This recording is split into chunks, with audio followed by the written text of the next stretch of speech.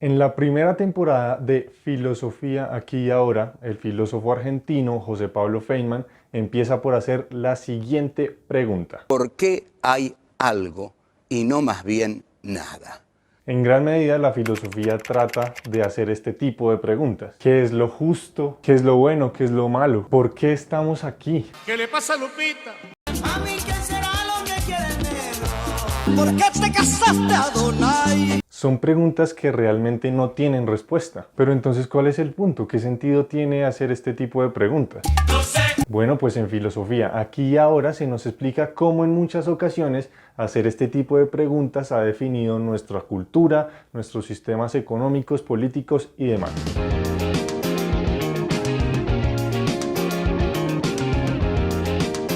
Hablemos, por ejemplo, de René Descartes. Este filósofo francés literalmente se preguntó si todas las cosas materiales a su alrededor eran reales o si por el contrario eran solo el producto de una ilusión. Después de hacer esto, de dudar de todo lo que está a su alrededor, la conclusión a la que llega es que lo único de lo que puede estar realmente seguro es de que él está dudando de todo, de su propio pensamiento, de su propia subjetividad y de su propia existencia. José Pablo Feynman explica entonces cómo esa simple conclusión puso al ser humano en la centralidad de la historia. Influenció en el pensamiento de la Ilustración y eventualmente a la Revolución Francesa, que acabó con el sistema feudal y con las monarquías absolutas de Europa.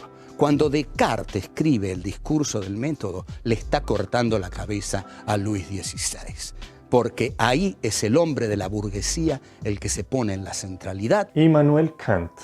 Kant también dudaba de la realidad de todo lo que está en nuestro entorno. Básicamente decía que nuestros sentidos no tenían la capacidad de conocer a los objetos en sí. Y por eso es que son nuestros sentidos, nuestra percepción de la realidad, lo que le da las características físicas a las cosas que percibimos. Por ejemplo, cuando vemos el cielo, todos lo vemos de color azul, pero realmente no sabemos si es de color azul. Es nuestro sentido de la vista el que lo percibe de esa manera y por eso es que todos hemos acordado en que el cielo es azul. Para Kant, el color que realmente tenga el cielo es irrelevante porque de todas formas no podemos conocerlo. Lo que importa es cómo nuestra percepción construye la realidad. Para Kant, las leyes de la naturaleza las pone el sujeto. El sujeto, al conocer la naturaleza, pone las leyes que rigen en la naturaleza. Sin embargo, hay que decir que esta idea de Kant no se reduce solamente a las características físicas de las cosas, sino al valor que le damos a esas cosas. Veamos un ejemplo. En el siglo XV, las culturas indígenas que habitaban este continente tenían una perspectiva única de la naturaleza. Tenían deidades, tenían idiomas propios. Esa era su realidad. Por su parte, los hombres europeos también tenían otra realidad, una religión distinta, intereses diferentes, otra perspectiva de la naturaleza. Eso implicaría entonces que existen muchas realidades. Entonces, ¿cuál de esas realidades es la verdadera, la definitiva? No sé. Bueno, esa pregunta nos la va a responder el señor Friedrich Nietzsche. Nietzsche es un filósofo con una perspectiva muy peculiar de la vida. Se caracterizó, entre otras cosas, por rechazar todos los valores que en teoría predicaba el cristianismo: la bondad, la humildad, el ascetismo, el amor, y exaltaba por el contrario el caos como un orden natural. Chaos isn't a pit.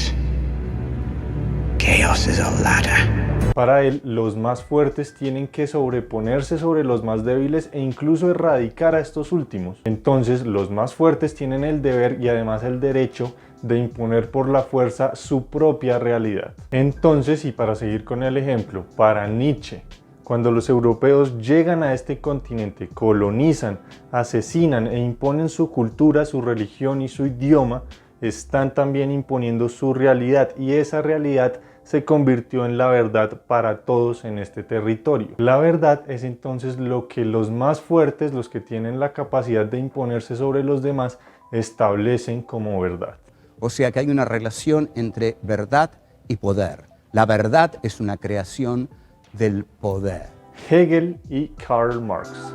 El pensamiento de estos dos filósofos van de la mano dentro de la serie por lo mucho que influenció el uno en el otro. Hegel estudió la historia del ser humano hasta su época y llegó a la conclusión de que la historia es un proceso dialéctico, es decir, que todo el desarrollo había sido el resultado de enfrentamientos entre grupos que buscaban dominar a otros. Ese proceso de enfrentamiento constante es lo que permite para Hegel que se cree la cultura y la historia en sí. Por su parte, Marx tomó ese concepto de Hegel de la historia como un proceso dialéctico, pero viviendo en la época de la Revolución Industrial Europea, donde los trabajadores vivían en paupérrimas condiciones de vida, se enfocó principalmente en el enfrentamiento entre dos clases sociales, el proletariado y la burguesía. Para Marx, entonces, el proletariado estaba destinado a acabar con la burguesía y a establecer un sistema económico propio, es decir, el comunismo. Es cierto que la filosofía hace preguntas muy extrañas, pero los seres humanos somos los únicos que tienen la capacidad de hacer este tipo de preguntas. Reflexionar más allá de lo que percibe nuestra experiencia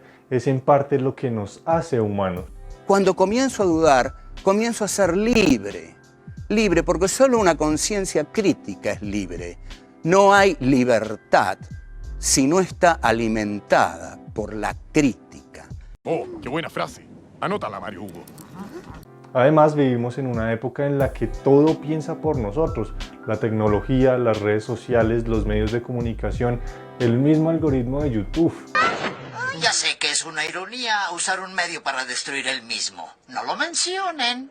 Hoy más que nunca es pertinente que dudemos de todo como Descartes, que seamos conscientes de que nosotros construimos nuestra realidad como Kant y que nos preguntemos si nuestra realidad no ha sido impuesta por alguien más fuerte como dijo Nietzsche. Eso fue todo por hoy, como siempre suscríbanse si les gustó y les dejo más videos de filosofía aquí en Juvenis Recomienda. Chao pues.